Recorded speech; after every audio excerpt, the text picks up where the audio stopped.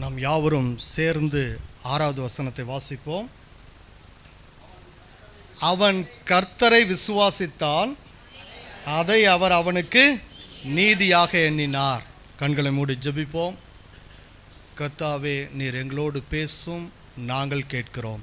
இயேசுவின் நாமத்தில் ஜெபிக்கிறோம் பிதாவே, ஆமென். கிறிஸ்துவுக்குள் பிரியமானவர்களே, நாம் தொடர்ச்சியாக உடன்படிக்கை என்றால் என்ன, உடன்படிக்கையின் ஜனமாய் நாம் எப்படி காணப்படுவது இந்த உலகத்தில் என்று சொல்லி வேதத்திலிருந்து, ஆதியாகமத்தின் புத்தகத்திலிருந்து கடைசி வரைக்கும் வெளிப்படுத்தின விசேஷம் வரையில் உள்ள காரியங்களை நாம் படித்து வருகிறோம். இதில் உடன்படிக்கையின் அடையாளமாக ஆண்டவர் எப்படி ஆதியிலே இந்த வானத்தையும் பூமியும் உண்டாக்கினார் என்று சொல்லி நாம் படித்தோம். வானத்தை எப்படி உண்டாக்கினார், பூமியை எப்படி உண்டாக்கினார், அதிலிருந்து தண்ணீர்களை எப்படி பிரித்து ஓரிடத்திற்கு சேர்த்தார், அதனைத் தொடர்ந்து மனுஷன் கர்த்தருடைய பிரமாணத்திற்கு கீழ்ப்படியாமல் நடந்தபடியினாலே மனுஷனை ஏதேன் தோட்டத்திலிருந்து வெளியே அனுப்பும்போது ஆண்டவர் ஏற்படுத்தின உடன்படிக்கையின் அடையாளம். இப்போ இவை யாவற்றையும் பார்த்து முடித்து நாம் அடுத்ததாக பாவம் உலகத்தில் பெருகின போது நோவாவின் காலத்தில் இந்த உலகமானது முற்றிலுமாக ஜலப்பிரளயத்தினாலே அழிக்கப்பட்டது. அப்பொழுது ஆண்டவர் மறுபடியும் உடன்படிக்கையை யாரோடு புதுப்பித்தார்? நோவாவோடு ஆண்டவர் உடன்படிக்கை புதுப்பித்தார். இப்போ உடன்படிக்கையானது ஒன்று, அது என்றென்றைக்கும் மாறாததாக இருக்கிறது. உடன்படிக்கை மாறாததாக இருக்கிறது. நான் கர்த்தர், நான் மாறாதவராக இருக்கிறது போல உடன்படிக்கை ஆண்டவரால் ஆதியிலே ஏற்படுத்தப்பட்டது, அது என்றென்றைக்கும் மாறாததாக இருக்கிறது. என்றென்றைக்கும் மாறாத அந்த உடன்படிக்கை எப்படி சந்ததி சந்ததியாக ஆண்டவர் ஜனங்கள் தவறும்போது அதை புதுப்பித்து கொடுத்தார் என்று சொல்லி நாம் ஒவ்வொரு காரியங்கள் நிகழ்வாக நாம் படித்து வருகிறோம். நம்முடைய வாழ்க்கையிலும் அப்படிப்பட்ட தேவன், உடன்படிக்கையின் தேவன் நம்மோடு இருந்து அவருடைய ஆசீர்வாதங்களினாலே நம்ம என்றென்றைக்கு நிரப்புவாராக. நாம் வாசிப்போம் 12ஆம் அதிகாரம் 1-2 வசனங்கள். ஆதியாகமத்தின் புத்தகம் 12ஆம் அதிகாரம் 1-2 வசனங்கள்.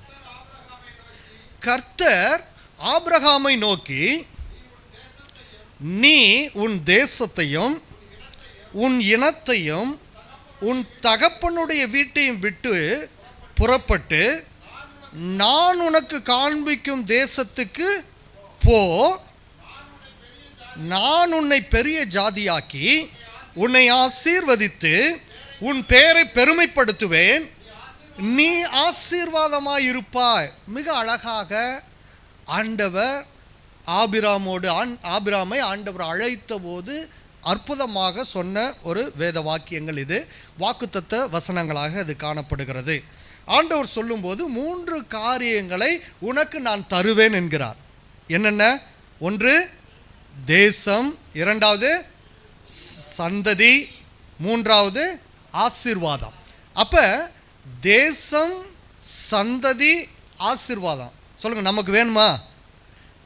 சொல்லுங்க, தேசம், சந்ததி, ஆசீர்வாதம். இது 3ம் ஆண்டவர் நமக்கு கொடுத்திருக்கிறார்.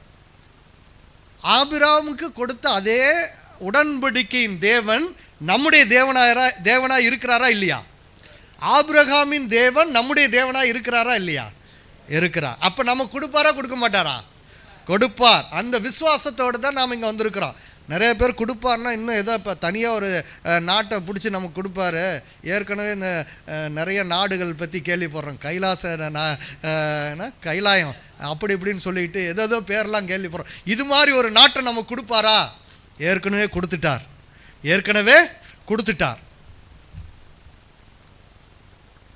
ஏற்கனவே அவர் கொடுத்து விட்டார். கொடுத்து விட்டதை நாம் எப்படி சுதந்திரிக்க, அனுபவிக்க இருக்கிறோம்? நாம் அனுபவிக்கிறார்களா, இருக்கிறோமா? அதுதான் இப்போ இந்த உடன்படிக்கையின் அடையாளங்களில் நாம் படிக்க போகிற காரியங்கள். ஓகேங்களா? இப்போ ஆபிராமோடு ஆண்டவர் ஏற்படுத்தின உடன்படிக்கை, இதுக்கு முந்தின வசனங்களை நம்ம படித்தோம் என்றால் 12ஆம் அதிகாரத்துக்கு முன்னாடி 11ஆம் அதிகாரத்தினுடைய கடைசிக்கு முந்தின வசனங்களை படித்தோம் என்றால் 31 வாசிங்க.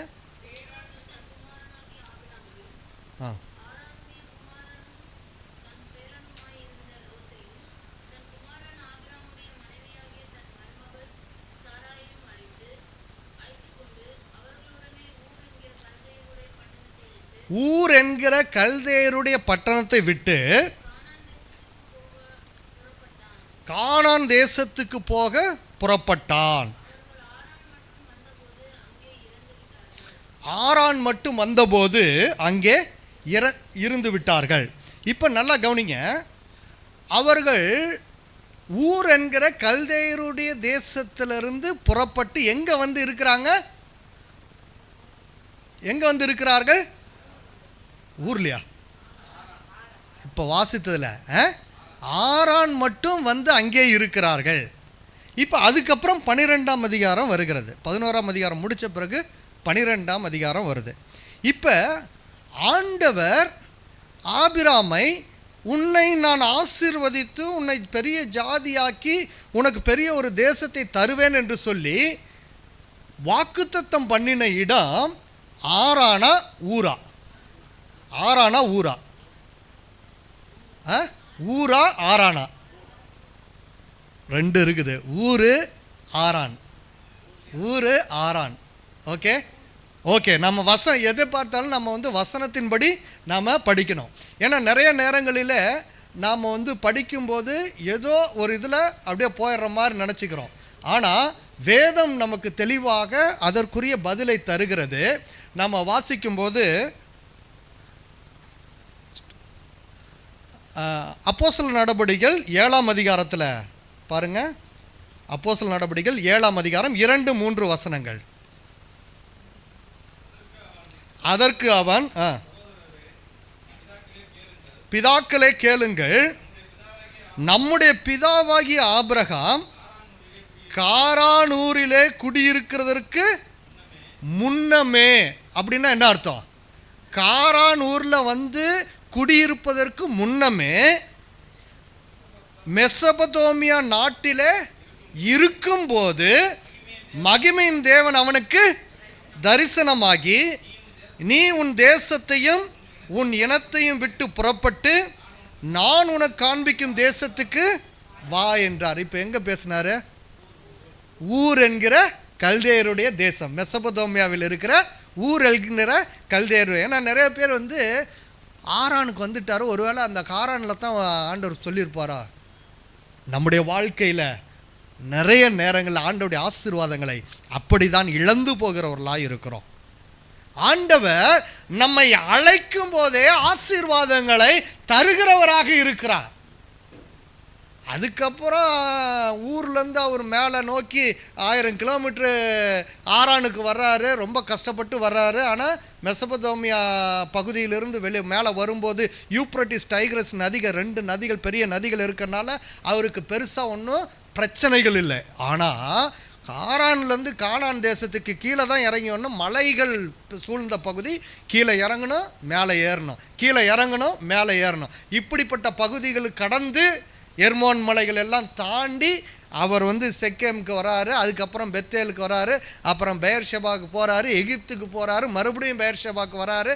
இப்படியாக கானான் தேசத்திற்கு அவர் வரும்போது மிகப்பெரிய பாடுகள். ஏன்னா தண்ணி இல்லை, பெருசாக தண்ணி இல்லை. தண்ணி இல்லைன்னா வீட்டில் இருக்கிறவங்களுக்கு தெரியும் கஷ்டம் எவ்வளோன்றது. தண்ணி இல்லைன்னா எவ்வளோ பெரிய கஷ்டம்னு சொல்லி. ஆனால் அதையும் பொருட்படுத்தாமல் தன்னோடு இருந்தவங்களே அழைத்து கொண்டு வந்து அந்த இடத்துல மிகப்பெரிய ஒரு சந்ததி உருவாக்க ஆண்டவர் கொடுத்த வாக்குத்தத்தத்தை நிறைவேற்ற அவர் அந்த இடத்துல காத்திருந்தார். அப்போ ஊர் என்கிற கல்தேயருடைய பட்டணத்திலிருந்து ஆண்டவர் ஆபிரகாமை அழைத்த போது ஆசீர்வாதத்தை கொடுத்தார். அப்ப பிரித்தெடுக்கப்படுகிறார். கல்தேயருடைய பட்டணத்திலிருந்து பிரித்தெடுக்கப்படுகிறார். நான் சொன்னேன், கவனன்ட் வெட்டுதல், உடன்படிக்கை என்பது வெட்டப்படுதல். வெட்டப்பட்டு தான் பிரிக்கப்படணும். ஒரு காரியம் பிரிக்கப்படணும்னா என்னன்னா, நம்ம வெட்டப்பட்டாதான் பிரிக்க முடியும். வெட்டாமல் பிரிக்க முடியுமா? முடியாது. தனியாக பிரிக்கணும்னா வெட்டப்பட வேண்டும். அப்போ வெட்டப்பட்ட தான் சார்ந்திருக்கிற அந்த தேசத்திலிருந்து அவர் பிரித்தெடுத்து கொண்டு வரப்பட்டார். ஆண்டவர் சொன்ன தேசத்திற்கு அவர் கடந்து வரும்படியாக அந்த இடத்துக்கு கடந்து வந்தார். இப்போ இப்படியாக அவர் ஆரானிலிருந்து கானான் தேசத்திற்கு அவர் வரும்போது ஆண்டவர் சொன்னார், மறுபடியும் சொல்கிறாரு, எப்பா நீ கவலைப்படாத, உனக்கு நான் இந்த ஆசீர்வாதங்கள்லாம் நான் சொன்ன வாக்குத்தத்தங்கள்லாம் நிறைவேற்றுவேன்னு சொல்லிட்டு. ஆனால் ஆபிரகாமுக்கு ஒரு சின்ன டவுட் வந்தது. வயசாயிடுச்சு, நமக்கும் அப்படி தானே நிறையா நேரங்களில் வருது. ஆண்டவர் கொடுக்குறேன்னு சொன்னார், இவ்வளோ நாளாச்சு ஒன்றுத்தையும் கொடுக்கலையே, எனக்கு நல்லா சுகம் கிடைக்கும்னு நினச்சி வந்தேன், ஆண்டவர் எனக்கு சுகம் கொடுக்கலையே, எனக்கு இப்படிப்பட்ட ஆசீர்வாதம் கிடைக்கும், இது கிடைக்கும், அது கிடைக்கும்னு சொல்லி மனசில் நிறைய ஒரு இதை நாமளே லிஸ்ட்டு போட்டுட்டு வருவோம் ஆண்டவரை தேடும்போது. ஆனால் ஏன் ஆண்டவர் எனக்கு செய்யலை? ஆனால் ஆண்டவருடைய திட்டம் என்ன? உடன்படிக்கையின் தேவன் என்றென்றைக்கும் மாறாதவராய் இருக்கிறார் என்பதை நாம் உணர வேண்டும். 15ஆம் அதிகாரத்துக்கு வருவோம், 2வது வசனத்தை வாசிப்போம்.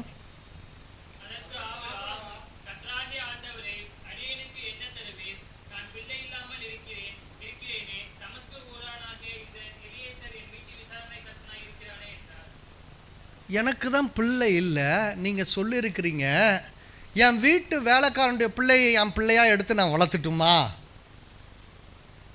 அப்படின்னு சொல்லி ஆபிரகாம் ஆண்டவர்கிட்ட கேட்குறார். ஆண்டவர் சொல்கிறாரு, உன்னைய பாலும் தேனும் பொழிகிற அந்த கானான் தேசத்துக்கு உன்னை கொண்டு போவேன், அங்கே நீ பெரிய ஜாதியாக இருப்பேன்னு சொல்கிறார். அப்போ ஆண்டவர்கிட்ட ஆபிரகாம் கேட்குற, ஆண்டவரே நீங்கள் சொன்னீங்க கரெக்டு, ஆனால் எனக்குன்னு சந்ததி இல்லையே, பிள்ளைங்க இல்லையே, வேலைக்கார பிள்ளைய நான் பேசாமல் எடுத்துக்கிட்டுமா? ஆண்டவர் சொல்கிறாரு, இல்லை, இப்போ நீ வெளியே வா அப்படின்னு கூட்டிகிட்டு வர்றார். 5வது வசனத்துக்கு வாங்க.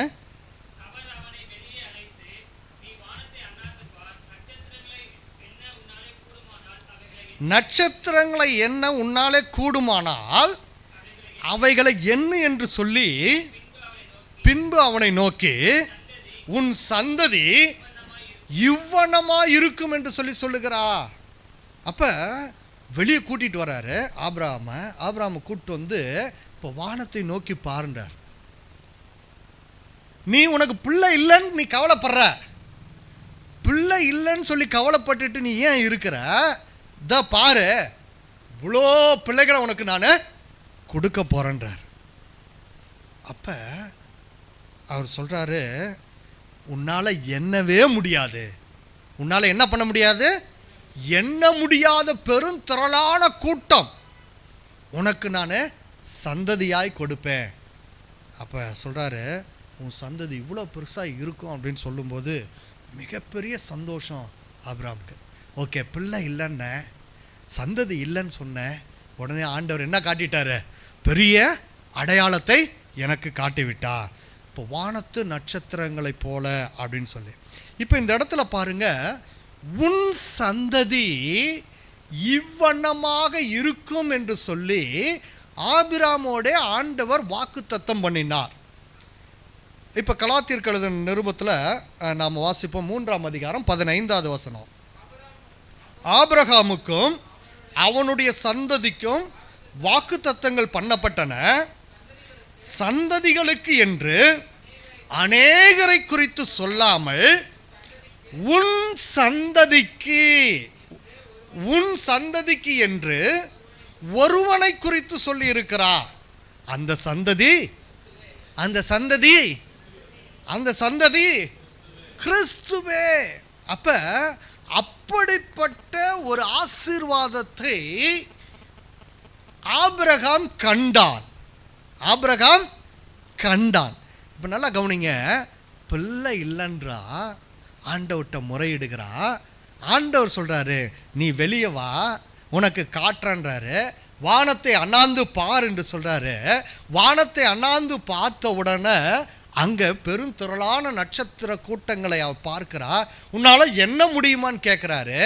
என்ன முடியல அப்படின்றா. அப்போ சொல்கிறாரு, உன் சந்ததியை இவ்வளோ பெருசாக மாற்றுவேன்றாரு. அப்போ ஆபிரகாம் உற்று நோக்கினான், வானத்தை உற்று நோக்கினான். அந்த சந்ததி யார் என்று கண்டு கொண்டான்? கிறிஸ்து என்று கண்டு கொண்டான். வரப்போகிற மேசியா தான் அந்த சந்ததி, இயேசு கிறிஸ்து தான் அந்த சந்ததி என்பதை அறிந்து கொண்டான். பிரியமானவர்களே, நமக்கு பிள்ளைங்க இல்லைன்னு சொல்லி நிறைய பேர் கவலைப்படுவோம். பிள்ளைங்க இல்லைன்னு இல்லை, ஆண்டவர் சந்ததியை கொடுத்திருக்கிறார். சந்ததியை கொடுத்திருக்கிறார். இயேசு கிறிஸ்து என்னும் சந்ததியை நமக்கு கொடுத்திருக்கிறார். அந்த கிறிஸ்துவை அவன் விசுவாசித்தான். அடுத்த வசனம் வாசிங்க, ஆதியாகமம் 15:6. அவன் கர்த்தரை விசுவாசித்தான், அதை அவர் அவனுக்கு நீதியாக எண்ணினார். யாரை விசுவாசித்தான்? கர்த்தரை விசுவாசித்தான். அவன் வேற எதையும் விசுவாசிக்கல. எனக்கு மிகப்பெரிய ஒரு சந்ததி வரும், எனக்கு இத்தனை பிள்ளைங்க பிறப்பாங்க இல்ல. யாரை விசுவாசித்தான்? கர்த்தரையே விசுவாசித்தான். வேற யாரையுமே விசுவாசிக்கல. நாம நினைச்சுக்கிறோம் என் வாழ்க்கையில் இவ்வளவு பெரிய கஷ்டங்கள் இருக்குது, இவ்வளவு பெரிய பிரச்சனைகள் இருக்குது, நான் இவ்வளவு நாள் ஆண்டவரை தேடிட்டு இருக்கிறேன். இல்ல, அவன் காடு மலை எல்லாம் தேடி அலைஞ்சு 100 வயசு ஆகிப்போச்சு, சங்கி போய் உட்காந்துட்டான்.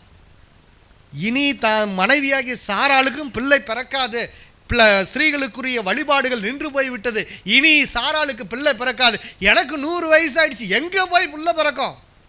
சங்கி போய் உட்கார்ந்த நேரத்தில் ஆண்டவர் சொல்றாரு, உன் சந்ததி இவ்வண்ணமாக ஆசீர்வதிக்கப்படும், உன் சந்ததி இவ்வண்ணமாக பெருகும். அந்த சந்ததி கிறிஸ்துவே. கிறிஸ்துவை விசுவாசித்தான், கிறிஸ்துவை விசுவாசித்தான். ஆபிரகாம் கிறிஸ்துவையே விசுவாசித்தான். அந்த கிறிஸ்துவை விசுவாசித்தபடினால தான் அது அவனுக்கு நீதியாக எண்ணப்பட்டது. நோவா கிறிஸ்துவை விசுவாசித்தான், அது அவனுக்கு நீதியாக எண்ணப்பட்டது. வாசிங்க, எபிரேயர்கள் நிருபம் 11ஆம் அதிகாரத்தில் நம்ம அழகாக வாசிக்கிறோம். விசுவாசத்தினாலே விசுவாசத்தினாலே என்று சொல்லி வரிசையாக சொல்லிவிட்டு 6வது வசனத்தில் விசுவாசம் இல்லாமல் தேவனுக்கு பிரியமாய் இருப்பது கூடாத காரியம், ஏனென்றால் தேவனிடத்தில் சேருகிறவன் அவர் உண்டென்றும் அவர் தம்மை தேடுகிறவர்களுக்கு பலன் அளிக்கிறவர் என்றும் விசுவாசிக்க வேண்டும். விசுவாசத்தினாலே நோவா தற்காலத்திலே காணாதவைகளை குறித்து தேவ எச்சரிப்பு பெற்று பயபக்தி உள்ளவனாகி தன் குடும்பத்தை ரட்சிப்பதற்கு பேழை உண்டு பண்ணினான். அதனாலே அவன் உலகம் ஆக்கினைக்குள்ளானதென்று தீர்த்து விசுவாசத்தினால் உண்டாகும் நீதிக்கு சுதந்திரவாளியானான். விசுவாசத்தினால் உண்டாகும் நீதிக்கு, எதனால் உண்டாகும் நீதிக்கு? விசுவாசத்தினால் உண்டாகும் நீதிக்கு. அப்ப நோவா யாரை விசுவாசித்தான்? கர்த்தரையே விசுவாசித்தான். எப்படி ஜனங்கள் அழிக்கப்படுவார்கள் என்பதற்காக அல்ல, எப்படி ஜனக்கூட்டமானது உருவாகும் என்பதற்காக அல்ல, அவன் தம்மை அழைத்த கர்த்தரை விசுவாசித்தான். நிறைய பேருக்கு என்னன்னா, அழைக்கப்பட்ட அழைப்பில் உறுதியான விசுவாசமும் நம்பிக்கையும் இல்லாதபடினாலே நடுவே பலவிதமான பிரச்சனைகள் வந்து அப்படியே சீரழிக்கிறதா இருக்கிறது, அவருடைய வாழ்க்கை சின்னாபின்னமாக்குகிறதா இருக்கிறது, அது தொய்ந்து போகிறதாய் காணப்படுகிறது. பிரியமானவர்களே, ஆண்டவர் அழைக்கும் போதே ஆசீர்வாதத்தை கொடுக்க வல்லவராய் இருக்கிறார். நோவா கர்த்தரையே விசுவாசித்தான், அது அவனுக்கு நீதியாக எண்ணப்பட்டது. ஆபிரகாம் கர்த்தரையே விசுவாசித்தான், அது அவனுக்கு நீதியாக எண்ணப்பட்டது. நாம விசுவாசிக்கிறது எது? கோயிலுக்கு போனால் இன்னைக்கு ஆண்டவர் இது தருவாரா? கோயிலுக்கு போனால் ஆண்டவர் என்னை இப்போ ஆசீர்வதிப்பாரா? எனக்கு சுகம் கிடைக்குமா? எனக்கு வேலை கிடைக்குமா? எனக்கு கல்யாணம் ஆகுமா? எனக்கு பிள்ளை கிடைக்குமா? என்னமோ அவர் எம்ப்ளாய்மெண்ட் ஆஃபீஸ் வச்சுருக்கிற மாதிரி, பிள்ளை பத்து கொடுக்குற மெஷின் மாதிரி எல்லாம் வந்து ஆண்டவர்கிட்ட கேட்குற கேள்விகள். ஆபிரகாமுக்கு ஆண்டவர் காட்டுறாரு பாருங்க, நீ வெளியே வா, பிள்ளை இல்லைன்னு நீ கேட்குறியா? வெளியே வா, உனக்கு காட்டுறேன், இதோ ஒரு பெரிய சந்ததி இருக்கிறது. அந்த சந்ததி கிறிஸ்துவின் சந்ததி. கிறிஸ்துவின் சந்ததியாய் அழைக்கப்படுகிறவர்கள், அவருடைய இரத்தத்தினாலே தோய்க்கப்பட்டவர்கள், அவரோடு கூட என்றென்றைக்கும் நடக்கிறவர்களாய் காணப்படுவார்கள். இதோ அந்த சந்ததியை நீ நோக்கிப்பார், உன்னிலிருந்து புறப்படும். ஆபிரகாம் கர்த்தரை விசுவாசித்தான், கர்த்தருடைய வார்த்தைகளை விசுவாசித்தான், அது அவனுக்கு நீதியாக எண்ணப்பட்டது. பிரியமானவர்கள், நம்முடைய வாழ்க்கையில் நிறைய நாட்களில் நிறைய நேரங்களில் பிரச்சனைகள் ஏன்? நம்முடைய சுயம், நம்முடைய பெருமை, நம்முடைய மாம்சம் முன்பதாக நிற்பதனாலே அவற்றை வெட்டி எறிய வேண்டும். ஆபிராம் ஊர் என்கிற அந்த கல்தேயருடைய பட்டணத்தை வெட்டி எறிந்து ஆரானுக்கு வந்து ஆரானும் போதாதுன்னு சொல்லிட்டு அங்கேருந்து வெளியே வந்து கானான் தேசத்திற்குள்ளே வந்தான். கூடவே ஒட்டிட்டு வந்த லோத்தை வெட்டி விட்ட பிறகுதான் ஆண்டவர் ஆபிரகாமை ஆசீர்வதிக்க ஆரம்பித்தார். பிரியமானவர்களே, நம்முடைய வாழ்க்கையில் வெட்டி எறிய வேண்டிய காரியங்கள், உடன்படிக்கையின் தேவன் மாறாதவராய் இருக்கிறார். எந்தெந்த காரியங்கள் என்னால் விட முடியாமல் இருக்கிறதோ, எந்தெந்த காரியங்கள் என்னை விட்டு நீங்காமல் இருக்கிறதோ, அதை நான் வெட்டி எறிகிறவனாக காணப்பட வேண்டும். அப்படி காணப்படும் போது தான் ஆபிரகாம் கர்த்தரை விசுவாசித்தான். அது அவனுக்கு நீதியாக எண்ணப்பட்டது போல நமக்கும் அந்த விசுவாசம் நீதியாக எண்ணப்படும். பிரியமானவர்களே, வாசிப்போம் 15:9. அடுத்தது அதுக்கு முன்பதாக பார்க்கும்போது, இப்போ ஆபிரகாம் சந்ததி குறித்து பேசும்போது சொல்லிட்டாரு, ஆண்டவர் இப்படியாக உன் சந்ததி ஆசீர்வதிக்கப்படும் சொல்லிட்டு. இப்போ அடுத்தது கேட்குறாரு, சந்ததி ஓகே ஆண்டவரே, பெரிய தேசத்தை கொடுப்பேன்னு சொல்லியிருக்கிறீங்க, அதுக்கு ஏதாவது அடையாளம் கிடைக்குமா அப்படின்னு கேட்குறாரு. அதற்கு அவர் 3 வயது கிடாரியையும் 3 வயது வெள்ளாட்டையும் 3 வயது ஆட்டுக்கடாவையும் ஒரு காட்டு புறாவையும் ஒரு புறா குஞ்சையும் என்னிடத்தில் கொண்டு வா என்றார்.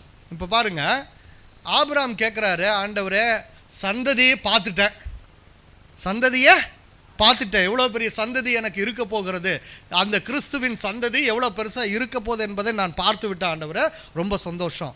இப்போ தேசத்தை கொடுப்பீங்களே, அது எப்போ நடக்கும், அதுக்கு என்ன அடையாளம் அப்படின்னு சொல்லி கேட்குறார்.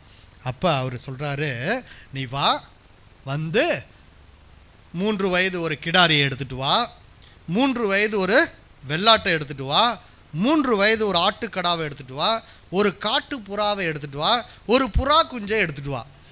எத்தனை பொருள் சொல்கிறாரு? 3, 4, 5, எத்தனைன்றீங்க? யார் சொன்னது 10, 11? எல்லாம் புதுசாக அவங்கவுங்க பைபிளில் புதுசாக இருக்குதா?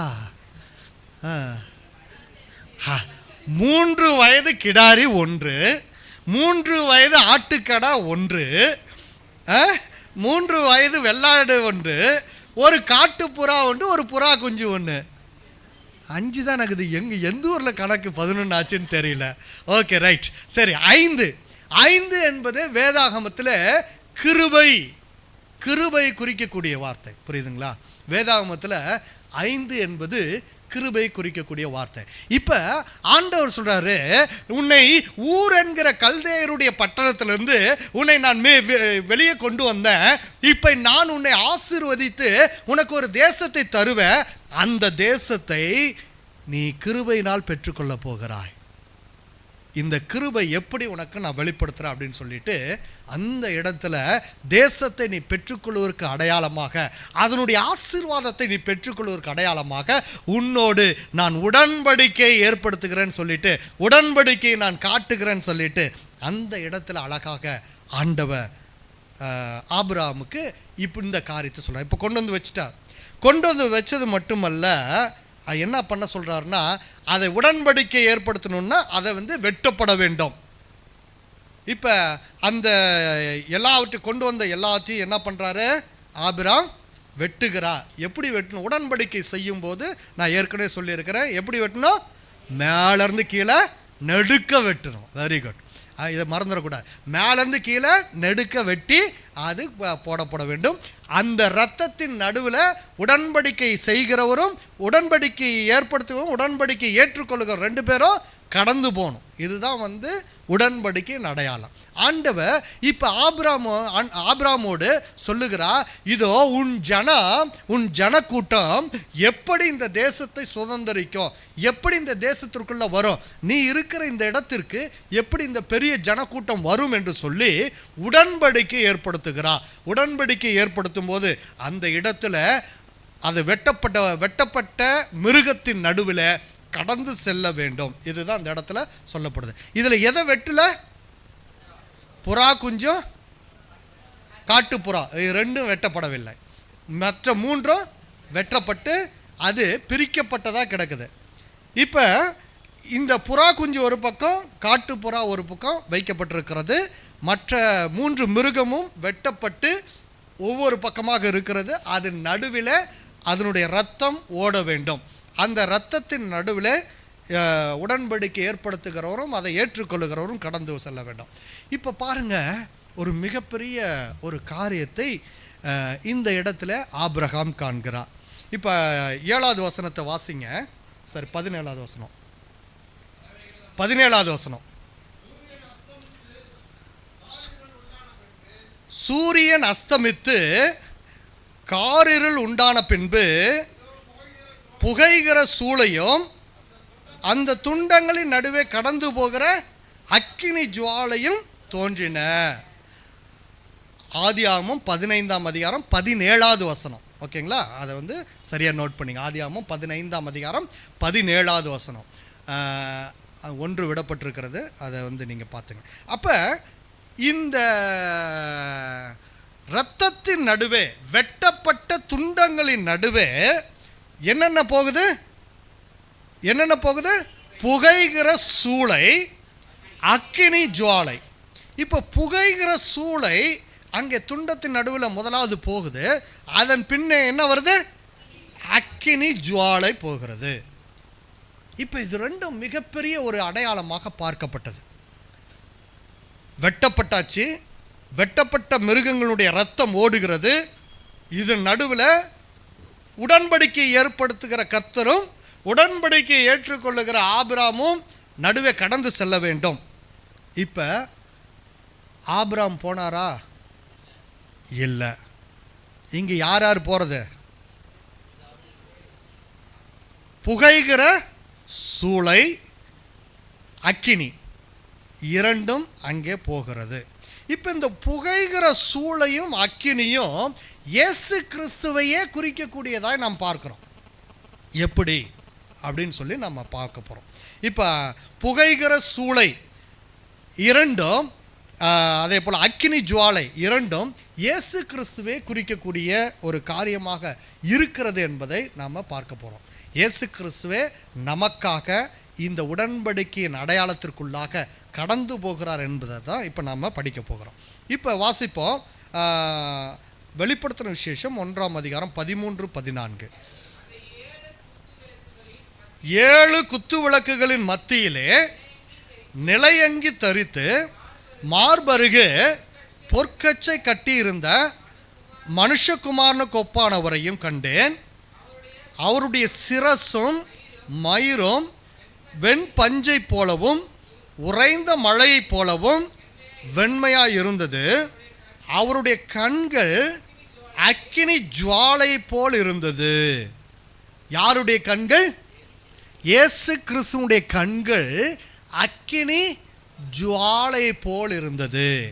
இப்போ நம்ம எல்லாருக்குமே தெரியும், இந்த அக்கினி ஜுவாலை என்றாலே அது இயேசு கிறிஸ்துவை குறிக்கக்கூடிய ஒரு வார்த்தை என்பதை எல்லாருமே எளிமையாக தெரிந்து கொள்வோம். இப்போ இந்த அக்கினி ஜுவாலை எப்படி செயல்படுகிறதா இருக்கிறது? யாத்ராமத்தில் நாம் வாசிக்கும் போது மோசே வனாந்தரத்தில் இருந்தான். அங்கே பச்சையாக இருந்த அந்த முட்புதரானது திடீரென்று பற்றி எரிகிறது. அக்கினி ஜுவாலை அங்கே பற்றி எரிந்தது. அந்த இடத்திலிருந்து சத்தம் வந்தது. ஆனால் அந்த முட்செடியோ முட்புதரோ கருகவில்லை, எரியவில்லை. நெருப்பு இருந்துச்சு. நெருப்பு இருந்தால் என்ன ஆகும்? ஆண்டவர் சொல்ற, நான் பட்சிக்கிற அக்கினின்றாரு. எப்படி பட்சிக்காம விட்டாரு? யாரை, எதை பட்சிக்க வேண்டும் என்று சொல்லி ஆண்டவர் சித்தம் கொண்டிருக்கிறாரோ அதை பட்சிப்பா. எந்த இடத்துல ஆண்டவர் அப்படியே இருக்க வேண்டும் என்று சொல்லி சொல்லுகிறாரோ அப்படியே நிலைநிறுத்துகிறவராக இருக்கிறார். சோதோம் கொமோரா பட்டணத்தில் அது எரிந்து சாம்பலானது. கந்தக உப்பானது கொட்டப்பட்டது. பட்டணம் முழுவதும் முற்றிலுமாக அக்கினிக்கு இரையாக மாற்றப்பட்டது. ஆனால் தானியேல் புத்தகத்தில் 3 பேரை வாசிக்கிறோம். Very good. Ananiah, Azariah, Mishael. ஆமாம், பேர் எங்கேயாவது சாத்ராக் மேஷாக் யாராவது சொன்னீங்க? ஏன்னா அது வந்து கல்தேயருடைய பட்டணத்தில் பாபிலோன் தேசத்தில் கொடுக்கப்பட்ட பெயர். ஆண்டவர் அவர்களுக்கு கொடுத்த அற்புதமான பெயர் இருக்கிறது. அதுதான் நம்ம ஆண்டோடைய பிள்ளைங்க தெரிஞ்சுங்க. அனனியா, மிஷாவேல், அசரியா. ஸோ இந்த 3 பேரும் அக்கினி பெரிய சூளையானது இருக்கிறது. எத்தனை மடங்கு அங்கே நெருப்பு இருக்குது? 7 மடங்கு நெருப்பு சூளையானது அக்கினியினால அந்த இடத்துல வந்து சூடேற்றப்படுகிறது. அதுக்குள்ள தூக்கி போடுறதுக்கு அவருடைய இராணுவத்தில் இருக்கிற பலசாலிகள் போறாங்க. பலசாலிகள் கருகி போனார்கள். பலசாலிகள் கருகி போனார்கள்.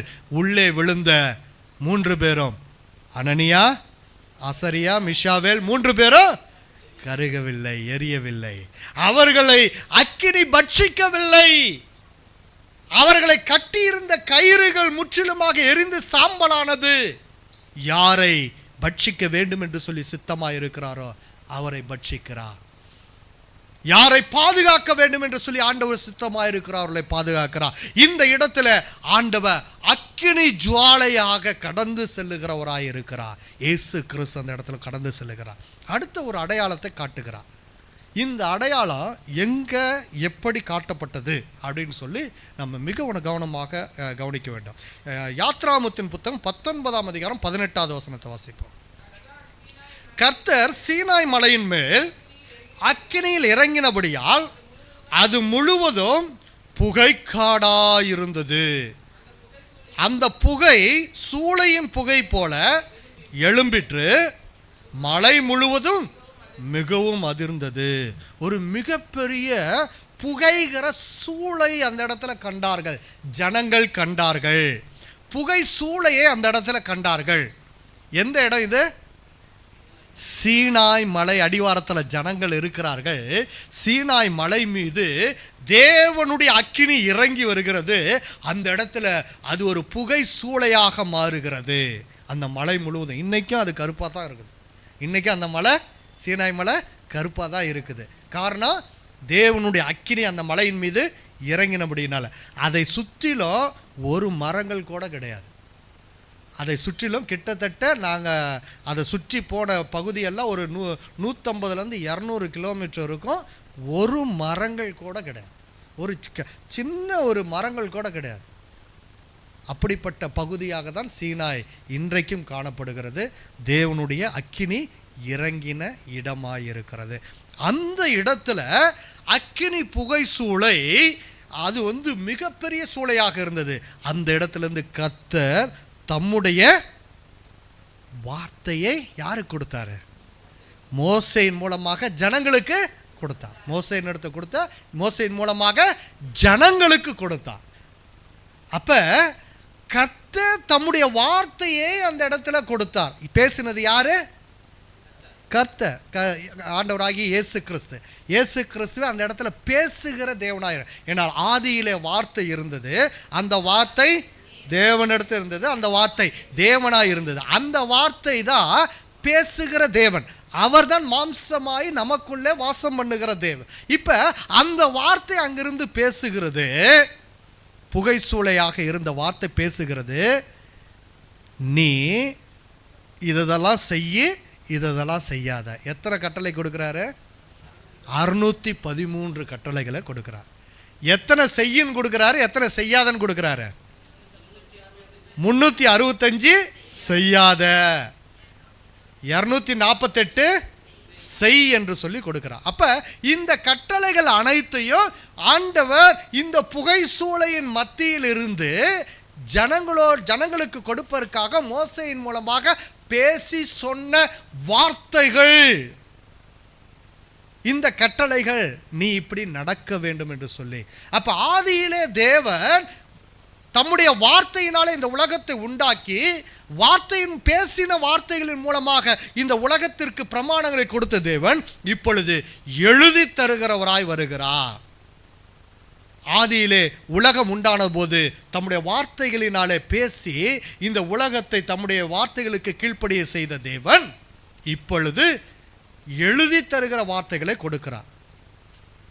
அந்த வார்த்தைகள் இன்றைக்கும் மாறாததாய் இருக்கிறது. வெளிச்சம் உண்டாக கடவுது என்று சொன்ன வார்த்தைகள் இன்றைக்கும் அது தன் வேலையை கொடுத்துட்டு இருக்குது. அது தன் வேலையை செஞ்சிட்டு இருக்குது. மரம் செடி குடிகள் உண்டாக கடவுது என்று சொன்ன ஆண்டவருடைய வார்த்தை இன்றைக்கும் அந்த வார்த்தை கிரியை செய்கிறதா இருக்கிறது. இன்றைக்கும் அது மாறாததா இருக்கு. அதனால தான் நமக்கு எல்லாமே சாப்பிட்றதுக்கு கிடைக்கிறது, ஆகாரம் கிடைக்கிறது. அதே போல் விலங்குகளை ஆண்டவர் உண்டாக கடவுது என்று சொன்னால் அது பழுகி பெருகி அது நமக்கு கிடைக்கிறது. இப்படியாக ஆண்டவர் சகலத்தையும் உண்டாக கடவுது என்று தம்முடைய வார்த்தையினால் உண்டு பண்ணின தேவன் எல்லாமே அதனுடைய வேலை செய்து.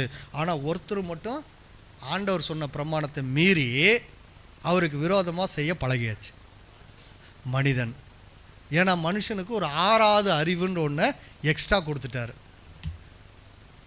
நன்மை தீமை எது அப்படின்றது தெரிந்து கீழ்ப்படிந்து நடக்க வேண்டியது.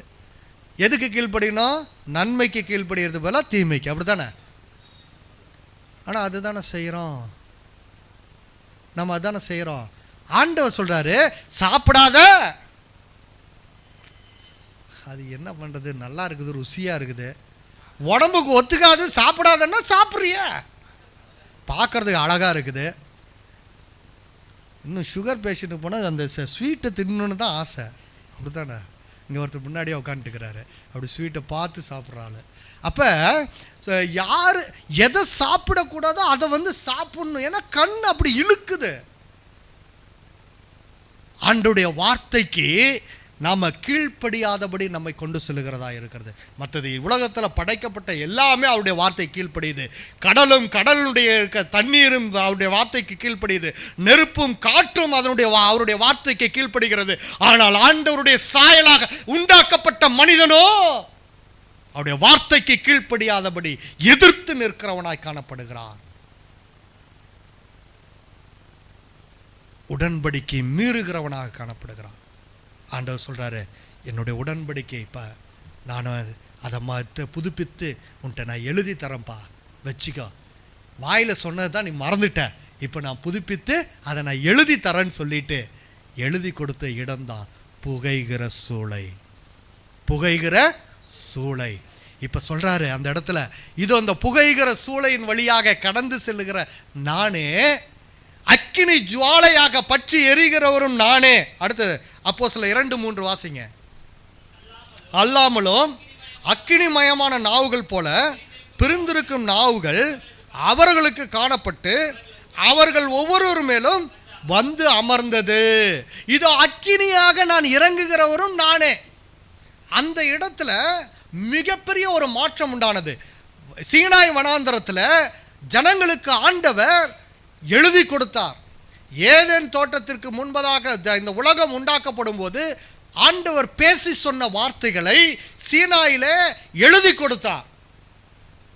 புகைகிற சூளையின் வழியாக கடந்து வந்து ஜனங்க கீழ்ப்படியில, ஜனங்கள் மீறி நடந்தார்கள், சிறையிருப்பிற்கு கடந்து சென்றார்கள். அவர் வாக்குத்தத்தம் பண்ணின மேசியா வருவார் என்று சொல்லி சொன்னார். மேசியா வந்தார், அவர்களுக்காக மரித்தார், அடக்கம் பண்ணப்பட்டார், 3ஆம் நாளில் உயிர் தெழுந்தார். காத்திருங்கள், தேவ பலனை அடையும்படியாக காத்திருங்கள் என்று சொன்னார். காத்திருந்த ஜனங்களுக்கு தேவனுடைய வல்லமை கிடைக்கப்பட்டது. பரிசுத்த ஆவியானவர் மூலமாக நிரப்பப்படுவதற்கு ஏதுவாக ஆண்டவர் வழிவகை செய்தார். அந்த இடத்துல அக்கினிமயமான நாவுகள் அவர்களுக்குள்ளே இறங்கி வந்தது. இறங்கி வந்து என்னத்தை பேசினார்கள்? அப்போஸ்தலர் 2ஆம் அதிகாரத்தில் தேவனுடைய மகத்துவத்தை பேசினார்கள். எதை பேசினார்கள்? தேவனுடைய மகத்துவத்தை பேசினார்கள். அங்கு கூடியிருந்த எல்லா ஜனங்களும் அவர்களுடைய பாஷைகளிலே கேட்டார்கள். தேவனுடைய மகத்துவம் ஆதியிலிருந்து மாறாததா இருக்கிறது, இந்த உலகம் உண்டானது முதற்கொண்டு மாறாததா இருக்கிறது என்பதை பேசினார்கள். ஜனங்கள் கேட்டார்கள். இருதயத்தில் குத்தப்பட்டவர்களாய் நாங்கள் என்ன செய்ய வேண்டும் என்று சொல்லி கேட்டார்கள். அந்த இடத்துல நீங்கள் மனம் திரும்பி பாவ மன்னிப்புக்கென்று இயேசு கிறிஸ்துவின் நாமத்தினாலே ஞானஸ்நானம் எடுங்கள் என்று சொல்லி பேதுரு சொல்லுகிறார். வனாந்தரத்தில், சீனாய் வனாந்தரத்தில் யூதர்களுக்கு எழுதி கொடுத்த அதே வார்த்தைகள் இப்பொழுது இருதயத்தில் எழுதப்படுகிறது. எங்க எழுதப்படுகிறது? இருதயத்தில் எழுதப்படுகிறது. ஆதியிலே இந்த உலகம் உண்டான போது ஆண்டவர் பேசி சொன்ன வார்த்தைகளை சீனாய் வனாந்தரத்தில் புகைகிற சூளையின் வழியாக ஆண்டவர் எழுதி கொடுக்கிறவராய் இருக்கிறார். அவரும் கர்த்தரே. அப்போஸ்தலர் நடவடிக்கைகளில் புறஜாதிகளுக்கு சுவிசேஷம் எடுத்து செல்லப்படுவதற்காக ஆண்டவர் தம்முடைய வல்லமை அந்த இடத்துல பயன்படுத்துகிறார். அக்கினி ஜுவாலையின் மூலமாக இறங்கி வந்து ஜனங்களுக்கு பல பாஷைகளை பேசுகிற வரத்தை கொடுத்து அதன் மூலமாய் சுவிசேஷம் எடுத்து செல்லப்பட ஆண்டவர் கிருபை செய்கிறார். வல்லமை கிரியை செய்தது. புறஜாதியாருக்கு விடுதலை கிடைக்கும்படியாக, ரட்சிப்பு உண்டாகும்படியாக, கர்த்தருடைய வார்த்தை உலகமெங்கும் பிரசங்கிக்கப்படுவதற்கு ஏதுவாக வழி நடத்தினார். புகைகிற சூளை, அக்கினி ஜுவாலை இரண்டும் கிறிஸ்துவை வெளிப்படுத்துக, கிறிஸ்துவனுடைய வார்த்தைகளை அது வெளிப்படுத்துகிறதா இருக்கிறது. அவரே கர்த்தர் என்பதை வெளிப்படுத்துகிறதா இருக்கிறது. பிரியமானவர்களே, இப்போ ஆதியாகமம் 15ஆம் அதிகாரம் 17வது வசனத்தை வாசிப்போம். சூரியன் அஸ்தமித்து உண்டான போது புகைகிற சூளையும் அந்த துண்டங்களின் நடுவே கடந்து போகிற அக்கினி ஜுவாலையும் தோன்றின. அந்த இடத்துல கடந்து போகிற என்கிற ஒரு வார்த்தையை நாம் பார்க்கிறோம். நான் ஏற்கனவே சொன்னேன், உடன்படிக்கை ஏற்படுத்துகிறவரும் ஏற்றுக்கொள்வரும் கடந்து போனோம். ஆனால் இப்போ இங்கே கடந்து போகுது, புகைகிற சூளை அங்கே கடந்து வந்து நிற்கிறது. அக்கினி ஜுவாலையானது அந்த உடன்படிக்கைக்காக வெட்டப்பட்ட மிருகத்தின் இரத்தத்தின் வழியாக கடந்து போகிறது. இப்போ இந்த கடந்து போகிற இந்த நிலை ஆபிரகாம் என்ன செஞ்சிட்டு இருந்தார்? பார்த்துட்டு இருந்தாரா? ஆண்டவர் அயர்ந்த நித்திரையை கொடுக்கிறார். பாருங்க 12வது வசனத்தில், சூரியன் அஸ்தமிக்கும் போது ஆபிரகாமுக்கு அயர்ந்த நித்திரை வந்தது, திகிலும் காரிருளும் அவனை மூடிக்கொண்டது. ஏன்னா இப்போ என்ன நடக்கும்னு அவனுக்கு தெரியல. ஆண்டவர் தேசத்தை காட்டுவேன்றாரு, ஜனத்தை காட்டிட்டாரு. அந்த ஜனக்கூட்டம் இங்கே கானான் தேசத்தில் இருக்கும், மறுபடியும் எகிப்துக்கு போவாங்க, 400 வருஷம் அவர்கள் அடிமைகளாக இருப்பார்கள், அதன் பிறகு மறுபடியும் கானான் தேசத்தை சுதந்தரிப்பார்கள். எல்லாத்தையும் சொல்லிட்டு இந்த துண்டங்களின் நடுவே கடந்து போக ஆண்டவர் தம்மையே அர்ப்பணிக்கிறார். இவனுக்கு ஆபிரகாமுக்கு என்ன நடக்குது? அயர்ந்த நித்திரை வந்தது. அயர்ந்த நித்திரையிலே அவன் காண்கிறான் புகைகிற சூளை, எரிகிற அக்கினி ஜுவாலை இரண்டையும் காண்கிறான். பிரியமானவர்களே, இவை இரண்டும் மிகப்பெரிய ஆசீர்வாதமாக ஆபிரகாமுக்கு இருந்தது. வாசிப்போம். லூக்கா எழுதின சுவிசேஷம் 23ஆம் அதிகாரம் 44-45. 6ஆம் மணி நேரமாய் இருந்தது. 9ஆம் மணி நேரம் வரைக்கும் பூமி எங்கும் அந்தகாரம் உண்டாயிற்று. சூரியன் இருள் அடைந்தது. தேவாலயத்தின் திரைச்சீலை நடுவே இரண்டாக கிழிந்தது. ஏனென்றால் மகா பரிசுத்த ஸ்தலத்திலே உள்ள அந்த கிருபாசனத்தின் அண்டையை சேருவதற்கு தடை செய்யப்பட்ட பகுதியாக இருந்தது. பிரதான ஆசாரியன் மாத்திரம் வருடத்திற்கு ஒரு முறை உள்ளே நுழைகிற அந்த பகுதியிலே கடந்து செல்ல ஆண்டவர் வழிவகை செய்கிறார். தம்முடைய சரீரத்தை கல்வாரி சிலுவையிலே ஒப்பு கொடுத்ததின் அடையாளமாக. இப்ப அந்த கடந்து போகிறவர் இயேசு கிறிஸ்து என்பதை ஆபிரகாமுக்கு காட்டுகிறார். கடந்து போகிறவர் யாரு? இயேசு கிறிஸ்து என்பதை ஆபிரகாமுக்கு காட்டுகிறார். எப்படி காட்டுறார்னா, கல்வாரி மலையில நீ பாரு, கல்வாரி மலையை நீ நோக்கிப்பா, இதோ அந்த இடத்துல வெட்டப்பட்ட இந்த மிருகத்திற்கு அடையாளமாக நானே வந்து அங்க நிற்க போகிறேன், நானே கடந்து போகிறதுக்கு அடையாளமாக நானே அந்த இடத்துல வந்து நிற்க போகிறேன். உலகம் அனைத்து ஜனங்களுடைய பாவங்களை மன்னிப்பதற்காக, மூடுவதற்காக என்னுடைய இரத்தத்தை அந்த இடத்துல சிந்த போகிறேன். தேசம் உங்களுக்கு கிடைக்கப்படும், தேசம் உனக்கு கிடைக்கப்படும், ஆசீர்வாதம் உனக்கு கிடைக்கப்படும். அதற்கு அடையாளமாக மேசியாவாகிய கர்த்தரை அந்த இடத்துல ஆண்டவர் வெளிப்படுத்தி தருகிறார்.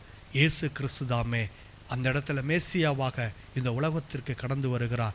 சிலுவையிலே தம்மை தாமே ஒப்பு கொடுத்து அந்த இடத்துல ஆசீர்வாதம் அவனுக்கு பிறக்கிறதா இருக்கிறது.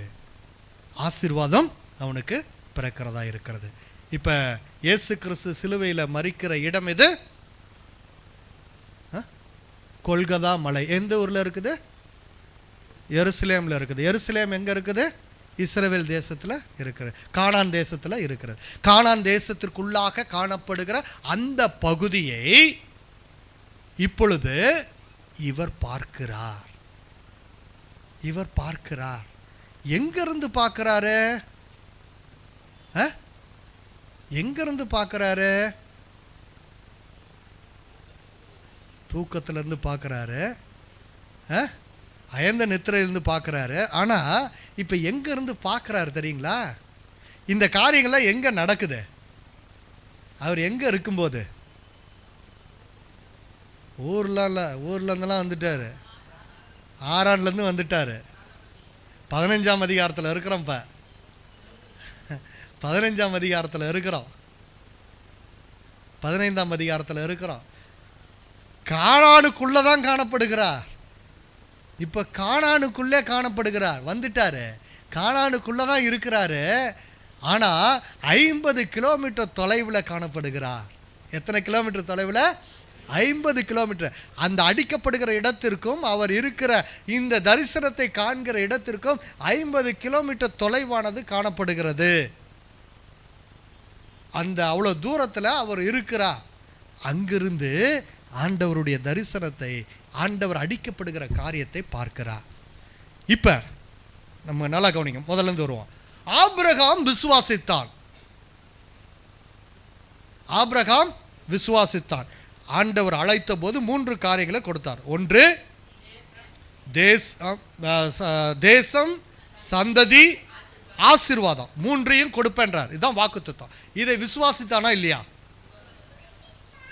ஊர் என்கிற கானான் கல்தேயருடைய பட்டணத்திலிருந்து கானான் தேசத்திற்கு அழைத்து வரும்படி ஆண்டவர் கொண்டு வரும்போது அதை விசுவாசித்தான். இப்ப அதை விசுவாசிக்கும் போது எனக்கு மிகப்பெரிய இந்தியா போல ஒரு தேசம் கிடைக்குன்னு விசுவாசித்தனா? சொல்லுங்க. ஒரு மிகப்பெரிய சந்ததி இந்தியா போல ஒரு 140 கோடி ஜனங்கள் இருக்கிறது போல விசுவாசித்தானா? எதை விசுவாசித்தான்? எதை விசுவாசித்தான்? கர்த்தரையும் கர்த்தருடைய வார்த்தையும் விசுவாசித்தான். கர்த்தரையும் கர்த்தருடைய வார்த்தையும் விசுவாசித்தான். அந்த வார்த்தையான தேவனை விசுவாசிக்கவில்லை என்றால் அவருடைய வாழ்க்கையில் ஆசீர்வாதம் இல்லை. அப்ப சந்ததி என்று சொல்லும்போது, தேசம் என்று சொல்லும்போது, ஆசீர்வாதம் என்று சொல்லும்போது ஆபிரகாம் கர்த்தரையே பார்த்தான். இயேசு கிறிஸ்துவையே பார்த்தான். இயேசு கிறிஸ்துவையே அவன் பார்த்தபடியினாலே அவருடைய வாழ்க்கை ஆசீர்வாதமாக இருந்தது. இப்ப ஊர் என்கிற கல்தேயருடைய பட்டணத்திலிருந்து பிரிக்கப்பட்டான். கானான் தேசம் அவனுக்கு கொடுக்கப்பட்டது, ஆசீர்வாதம் கொடுக்கப்பட்டது. நாம் எந்த தேசத்திற்காக அழைக்கப்பட்டு இருக்கிறோம்? பரம கானானுக்காக அழைக்கப்பட்டு இருக்கிறோம். பரலோகம் என்கிற தேவனுடைய ராஜ்யத்திற்கென்று அழைக்கப்பட்டு இருக்கிறோம். ஊர் என்கிற தேசத்திலிருந்து வெட்டப்படுறோமா? இந்த ஊர்ல இருந்து நம்ம வெட்டப்பட்டவர்களாய் காணப்படுறோமா? இன்னும் அடையாளம் இருக்குது. இன்னும் என்னுடைய ஜாதி, இன்னும் என்னுடைய சம்பிரதாயம், இன்னும் என்னுடைய காரியங்கள், இது எல்லாத்தையும் மறுக்க முடியாம, மறைக்க முடியாம எத்தனை இன்னும் எனக்குள்ள இருக்கிற மாம்சம் வெட்டப்பட வேண்டும். வெட்டப்பட வேண்டிய மாம்சம் வெட்டப்பட வேண்டும். மாம்சத்தின் கிரியைகள் வெட்டப்படணும். ஆசீர்வாதம் என்று சொல்லி நான் எதிர்பார்க்கிற ஒரு பெரிய பங்களா, ஒரு பெரிய காரு, ஒரு பெரிய வீடு, இது வேற ஏதாவது என்னென்ன வேணுமோ, இல்லை ஜொல்லு அல்லது என்னென்னலாம் வேணுமோ அத்தனையும். ஆனால் ஆண்டவர் சொல்றாரு, ஆபிரகாமுக்கு எல்லாத்தையும் காட்டினாரு. ஆபிரகாம் விசுவாசித்தான், கர்த்தரையே தன் ஆசீர்வாதமாக விசுவாசித்தான். இயேசு கிறிஸ்து கல்வாரி சிலுவையில தம்மை ஒப்பு கொடுத்ததை விசுவாசித்தார். அதன் மூலமாகவே ரட்சிப்பு இந்த உலகத்திற்கு வந்தது என்பதை விசுவாசித்தான். இன்றைக்கு நீங்களும் நானும் அதை விசுவாசிக்கிறோமா? கர்த்தராகி இயேசு கிறிஸ்துவின் மூலமாகவே ரட்சிப்பு வந்தது என்பதை விசுவாசிக்கிறோமா? கர்த்தராகி இயேசு கிறிஸ்துவே என்னுடைய ஆசீர்வாதம் என்பதை விசுவாசிக்கிறோமா? கர்த்தராகி இயேசு கிறிஸ்துவின் ராஜ்யத்தை நான் அடைவதற்கு ஆயத்தமாய் இருக்கிறேன் என்று சொல்லி இந்த உலகத்திலிருந்து வெட்டப்பட்டவனாய் காணப்படுகிறேனா? இல்லை என்றால் இன்றே மனம் திரும்புவோம், இன்றே மனம் திரும்புவோம். பேதுரு பிரசங்கித்த போது அங்கே கூடியிருந்த ஜனங்கள் இருதயத்தில் குத்தப்பட்டவர்களாகி மனம் திரும்பி நாங்கள் என்ன செய்ய வேண்டும் என்று சொன்னார்கள். கர்த்தருடைய வார்த்தைக்கு கீழ்ப்படிங்கள்னார். அவ்வளோதான். கீழ்ப்படிந்து ஞானஸ்நானம் எடுங்கன்றார். மிக்வா இது ஒரு ப்ராசஸ். மனம் திரும்புதல் என்பது நமக்குள்ளே காணப்பட வேண்டும். மனமாற்றம் உள்ளே வரணும். முற்றிலுமாக மனமாற்றம் வரலன்னா மனம் திரும்புதலுக்கு ஏற்ற கனிகளை நான் தர முடியாது. மனமாற்றம் உள்ளே உருவாக வேண்டும் என்றால் விசுவாசம் காணப்பட வேண்டும். விசுவாசம் எனக்குள்ளே கிரியை செய்ய வேண்டும் என்றால் கர்த்தருடைய வார்த்தை எனக்குள்ளே கடந்து வர வேண்டும். கர்த்தருடைய வார்த்தை எனக்குள்ளே கடந்து வராத பட்சத்தில் கர்த்தருடைய ஆசீர்வாதத்தை நான் சுதந்திரிக்க முடியாது. ஆகவே இந்த நாளிலே பிரியமானவர்களே, கர்த்தருடைய சமூகத்தில் நம்மை தாழ்த்தி தருவோம். கர்த்தரே என் ஆசீர்வாதம், கர்த்தரே என்னுடைய தேசம், கர்த்தரே என்னுடைய சந்ததி என்று சொல்லி இயேசுவை விசுவாசிப்போம். இயேசுவிலே நாம் என்றென்றைக்கு நிலை நிற்போம். கர்த்தருடைய ராஜ்யத்தை நாம் சுதந்திரிக்க ஆயத்தமாவோம். பரம காணானாகிய அந்த பரலோக ராஜ்யத்தை சுதந்திரிக்க நாம் இந்த உலகத்தில் முற்றிலுமாக நம்மை தாழ்த்தி அர்ப்பணிப்போம். தேவன் அனுதினமும் நம்மை ஆசீர்வதித்து வழிநடத்துவாராக.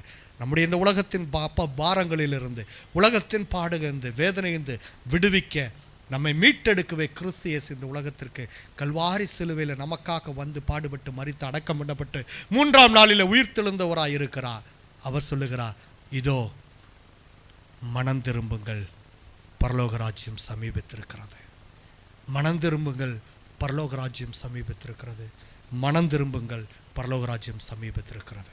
தேவன் தாமே நம்மை ஆசீர்வதித்து வழிநடத்துவாராக. ஆமென்.